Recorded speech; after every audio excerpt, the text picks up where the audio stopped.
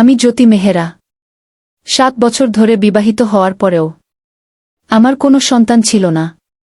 তাই আমি খুব চিন্তিত ছিলাম, কি করলে আমি একটা সন্তান পাব। আমার স্বামী বিভিন্ন শহরে ব্যবসার কাজে যেতেন।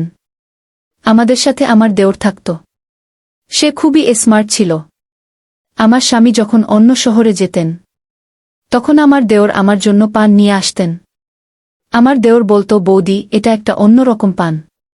7 দিন ধরে এটি খেলে দাদা আসার সাথে সাথেই বাচ্চা পেটে জন্ম নেবে এবং থেকে যাবে। আমি সেই পানগুলি খেয়ে নিয়েছিলাম এবং আমার একটি বাচ্চা হয়েছিল। বাচ্চাটির জন্মের সময় আমার দেওর চিৎকার করে বলেছিল যে এই শিশুটি তার। আর যখন এই কথাগুলো বলছিল, তখন যেন আমার পায়ের তলা থেকে মাটি বেরিয়ে আসে, কারণ ওই বাচ্চাটি বলে তার। আমি খুব সুন্দর দেখতে ছিলাম এবং আমি এমন একটি বাড়িতে বিয়ে করেছিলাম যেখানে শুধু আমার স্বামী এবং আমার দেওর থাকত। আমার শ্বশুর বাইরের একটি শহরে ছিলেন। আমার স্বামীরা খুবই ধনী ছিল। আমার শাশুড়িও ছিল না। আগে আমি খুব খুশি ছিলাম যে এই বাড়িতে কোনো শাশুড়ি নেই, ননদ নেই, ভগ্নিপতি নেই। কিন্তু আমি বুঝতে পেরেছিলাম যে এখানে বসবাস করা খুব কঠিন, কারণ এই বাড়িটা ছিল শুধুই পুরুষের ঘর। আর আমি তাই কাউকে মনের কোনো কথাই বলতে পারতাম না। আমার স্বামীও খুব সিরিয়াস ছিল। আমার বাবা মাও আমাকে বিয়ে দেওয়ার পর এই দেশ ছেড়ে আমার বাবা মা চলে গেল, কারণ তারা এখানে এসেছিল শুধুমাত্র আমাকে বিয়ে দেওয়ার জন্য। আমরা আগে ইতালিতে থাকতাম। আমার বাবা মা চেয়েছিল আমি সৌদি আরব থাকি, যাতে আমি এখানকার মাটির কাছাকাছি থাকতে পারি। আমার মনে কোনো শান্তি ছিল না। আমি খুব চিন্তিত ছিলাম এই সমস্যার কারণে। তখনও পর্যন্ত আমার কোনো সন্তান হয়নি। ডাক্তাররা বলতো, আপনার শরীরে রক্ত কম, কারণ আপনি দুঃখী থাকেন সব সময়। আমার স্বামীর তুলনায় দেওর একজন ভালো মানুষও ছিল। হাসিঠাট্টা করত, কিন্তু তার একটা নিজস্ব জগৎ ছিল, যেখানে সে আমার জন্য সময় দিতে পারত না।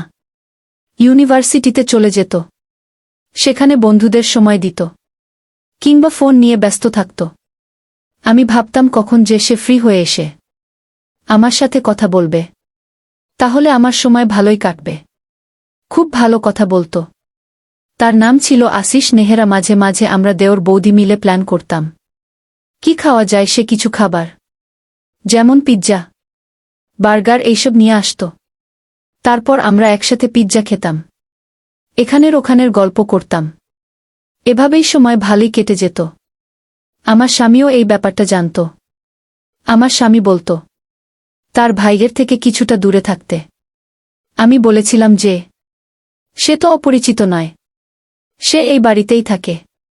আমি আমার স্বামীকে বলতাম যে আমি তার সাথে কথা বলি না, কিন্তু বাস্তবে আমরা একে অপরের সাথে কথা বলতাম এবং আমাদের জীবন এভাবেই চলছিল। আমার বিয়ের পরে অনেক বছর কেটে গেছে, 8 বছর হয়ে গেছে, কিন্তু আমার এখনো একটাও সন্তান হয়নি। কিন্তু ডাক্তার বলেছে আপনার খুব একটা সমস্যা নেই, আপনার সন্তান হতে পারে। ডাক্তার আমাকে বললেন আজই আপনার স্বামীর সাথে কথা বলুন, যাতে তিনি আপনার পরিবেশ পরিবর্তন করতে পারেন, আপনাকে একটি শান্তিপূর্ণ জায়গায় নিয়ে যান। কিন্তু যখন আমি আমার স্বামীকে এই কথাটি জানালাম, আমার স্বামী আমাকে একটি নতুন খবর শোনাল।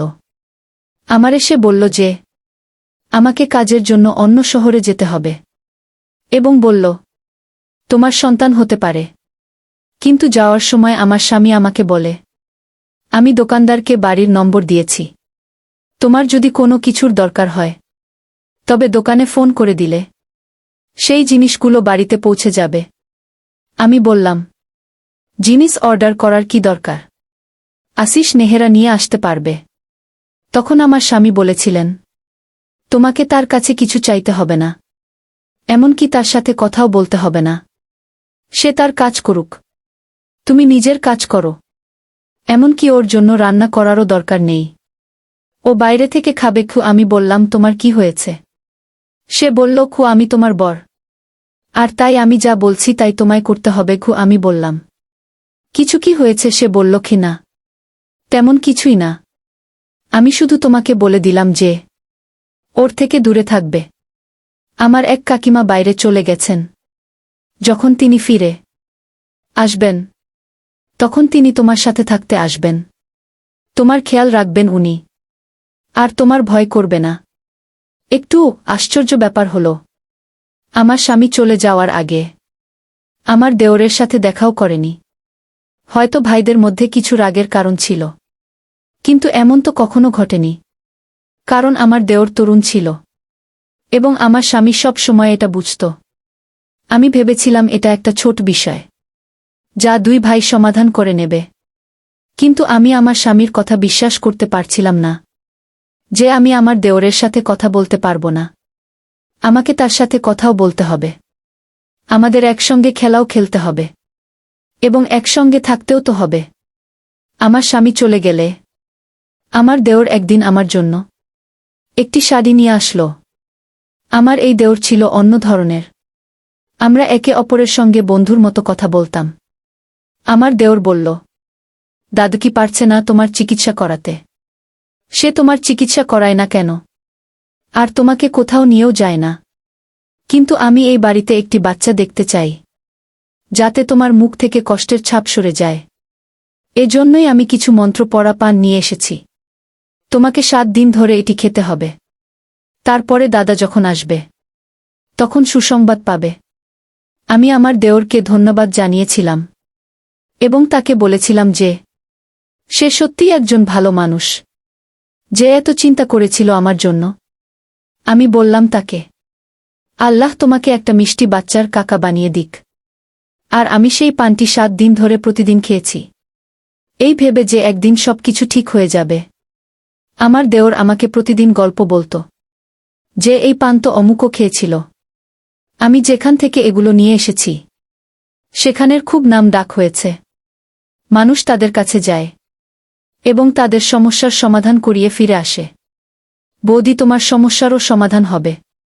আমি প্রার্থনাও করেছি, কিন্তু আমার দেওর আমাকে বলেছিল যে কি তোমার স্বামীকে এই বিষয় জানাতে হবে না, কারণ সে এই ধরনের জিনিসে বিশ্বাস করে না। আর যদি দাদা জানতে পারে যে এই পানগুলো আমি তোমাকে দিয়েছি, তাহলে আমাকে মেরে ফেলবে। আমি তাকে বললাম যে তোমাদের মধ্যে কি কোনো ঝগড়া চলছে? সে বলল না, কোনো ঝগড়া নেই। দাদা যেখানে গেছে আমাকেও সেখানে সে পাঠাতে চেয়েছিল, কিন্তু আমি যাইনি। সেজন্য আমার উপর রেগে আছে। আমি বললাম যে এত ছোট ব্যাপার। তোমার দাদা তো এমনভাবে রেগেছিল যেন তোমার সাথে আর কখনো কথা বলবে না এবং তোমার সাথে কোনো সম্পর্ক সে রাখবে না। সে বলল, হ্যাঁ, ব্যাপার এইটুকুই যে আমার দেওরকে তার দাদার সাথে কথা বলতে বললাম। সে সাথে সাথে রেগে যায়।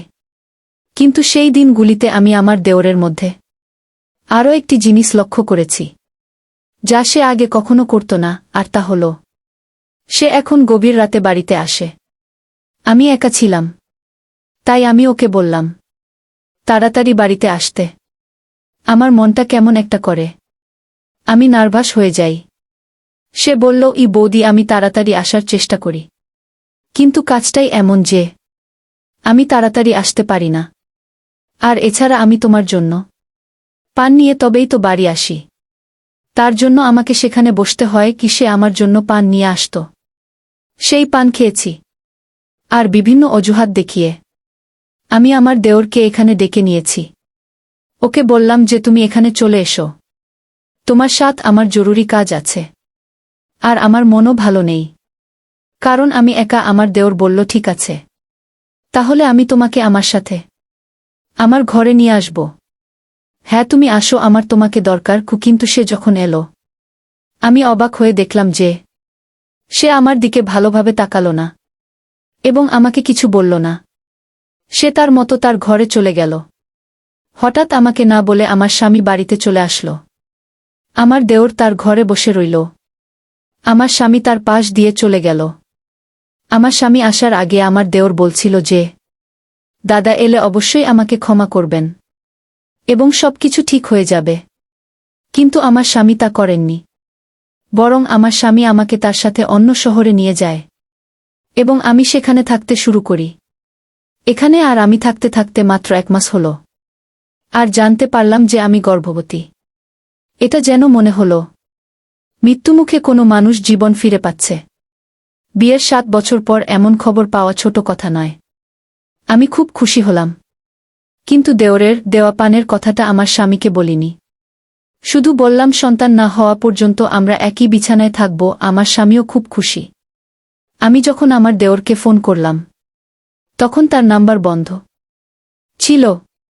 আমি বাড়ির ফোন নাম্বারে কল করলে চাকর ফোনটা তুলে বলল, ভাই বাসায় নেই, আর ওর ফোনটা হারিয়ে গেছে। আমি আমার দেওরকে এটা বলতে পারলাম না, কিন্তু ওর জন্য একটা মেসেজ অবশ্যই করে রাখলাম, যে ও একসময় অন্তত দেখতে পাবে। আমার স্বামী বলল, তুমি কাকে মেসেজ করছো কু? আমি বললাম, হবু সন্তানের কাকাকে। বর বলল, কোনো দরকার নেই। আমি বললাম, এটা কেন বলছো? আমার স্বামী বলল যে সে ব্যবসায় অনেক ক্ষতি করেছে, তাই আমি তার সাথে সব সম্পর্ক শেষ করে দিয়েছি।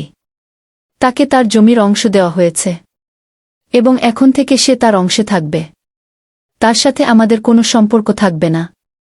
আমি বলেছিলাম যে তোমার মা মারা যাওয়ার আগে তোমার মা বাবা তোমাকে তার দায়িত্ব দিয়েছিলেন, আর তুমি তাকে এই অবস্থাতে রেখে দিলে। তখন আমার স্বামী বলল, সে একজন প্রতারক, চোর, এবং আমি এমন মানুষের সাথে কোনো সম্পর্ক রাখতে চাই না। আমি অবশ্যই আমার স্বামীকে বলেছি যে সে অন্যায় করছে, কিন্তু আমার স্বামী বলেছেন যে আমার এই বিষয়ে তোমার কোনো কথা বলার দরকার নেই। তুমি হলে বউ, তোমার কাজ হলো ঘর চালানো। আমি চুপ করে বসে থাকলাম আর ভাবতে থাকলাম কি করা যায়। এমন সময় আমার স্বামী ঘর থেকে বেরিয়ে গেল। আমি সেই ফাঁকে আমার দেওরকে ফোন করলাম এবং এখানে আসতে বললাম। আমার দেওর আমার ফোন পেয়ে আমার এখানে চলে আসলো। আমার দেওর আমাকে বলল, আর কোনো চিন্তার কারণ নেই, আমি সবকিছু মানিয়ে নেব। আমার দেওর বলল, আল্লাহ তোমাকে সন্তান দিয়ে দিয়েছেন, এখন থেকে তোমার বাচ্চার প্রতি মন দাও। আমি ভাইয়ের সাথে কথা বলে নেব এবং এই ব্যাপারটা দেখব।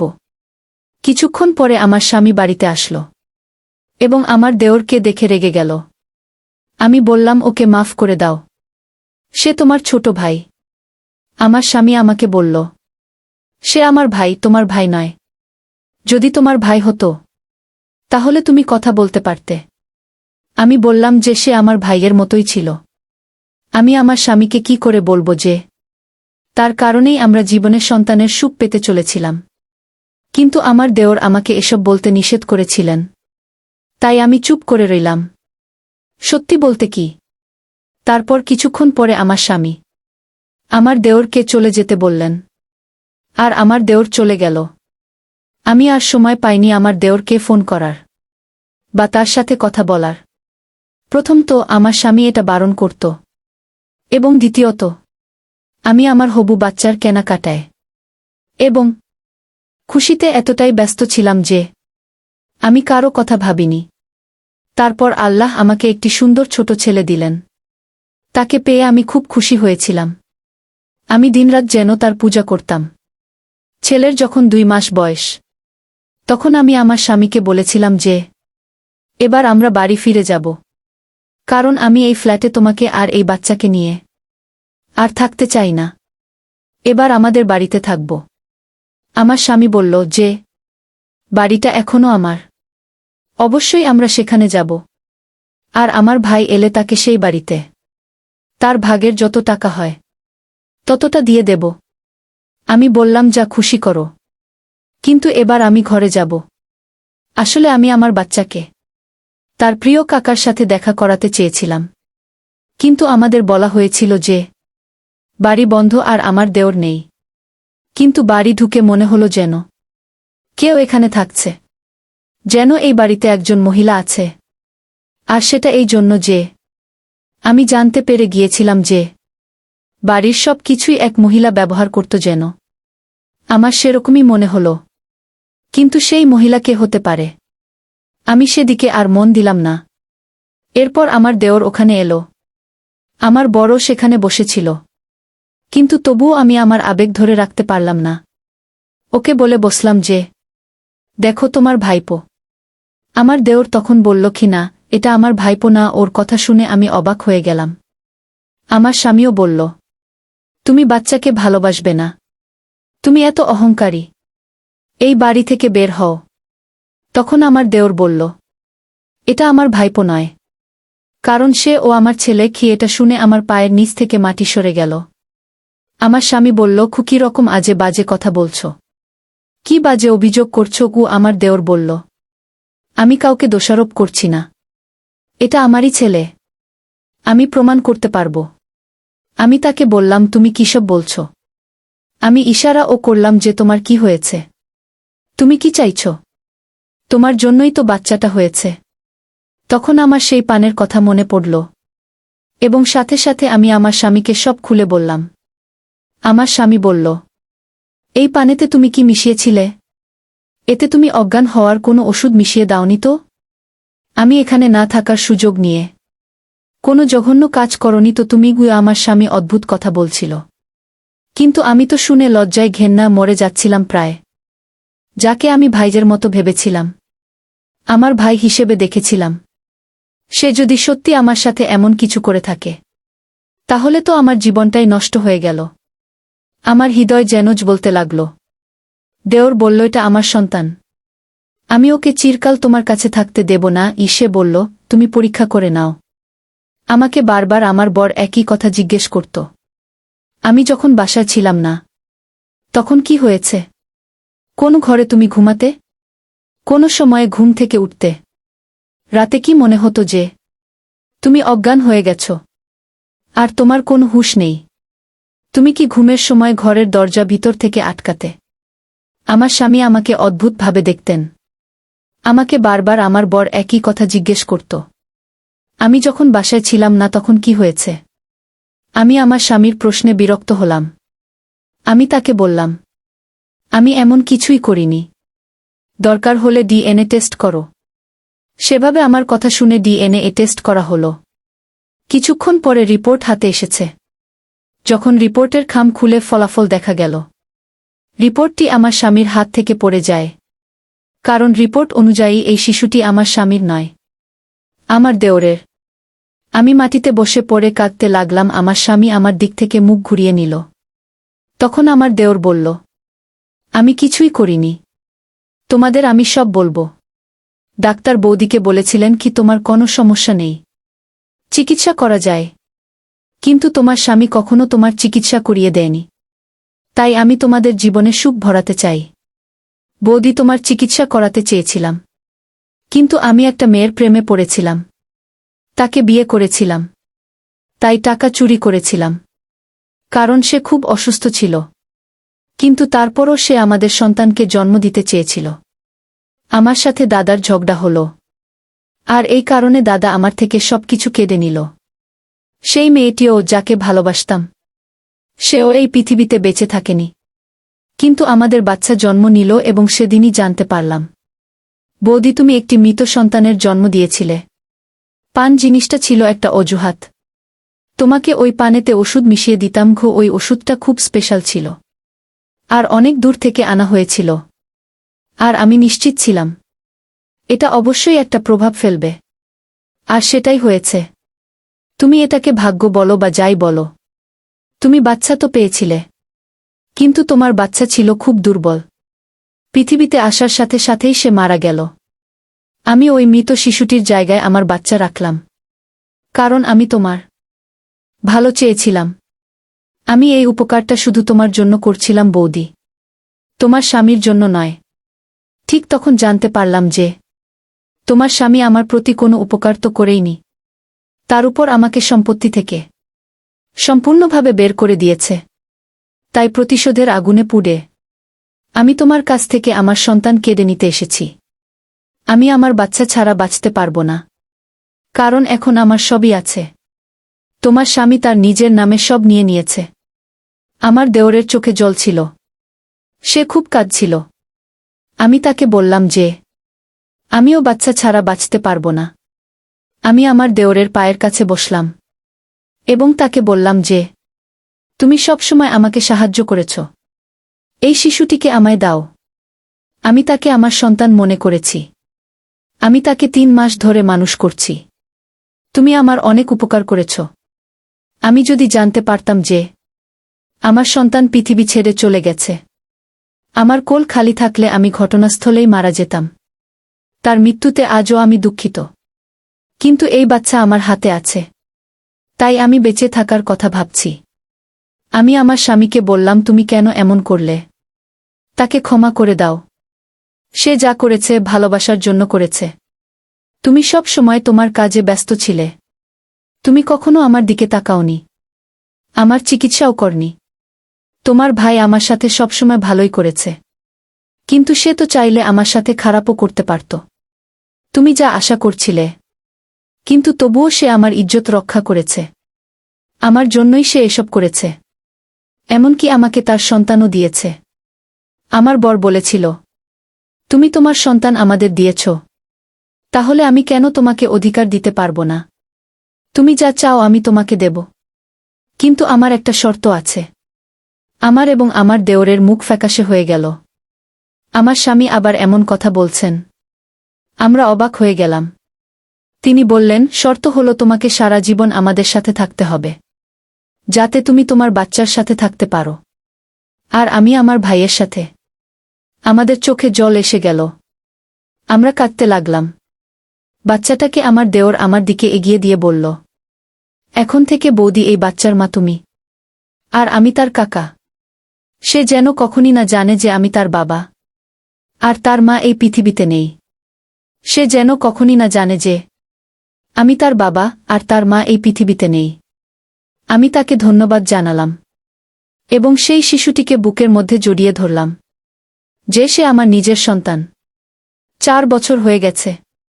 আমার ছেলে 4 বছর বয়সী, খুব খুশি। সে আমার স্বামীকে বাবা ডাকে, এবং আমার দেওরকে কাকা বলে। ঈশ্বর আমাকে আবার আশা দিয়েছেন। আমি খুব খুশি, এবং আমাদের জীবনে খুব ভালো খবর এসেছে যে আমরা আজ সন্ধ্যায় আমার দেওরের জন্য মেয়ে দেখতে যাচ্ছি। সে বলেছে যে সে যে কোনো মেয়েকে বিয়ে করতে রাজি। আমি চাই সে থিতু হয়ে তার জীবন শুরু করুক। আমরা একটি বাড়িতে থাকি এবং সম্পত্তি আমাদের সকলের। এটি ছিল আমাদের আজকের গল্প। আশা করি আজকের গল্পটি আপনাদের ভালো লেগেছে। ধন্যবাদ বন্ধুরা। আজকের গল্পটি ভালো লাগলে অবশ্যই চ্যানেলটি লাইক, কমেন্ট এবং সাবস্ক্রাইব করবেন প্লিজ।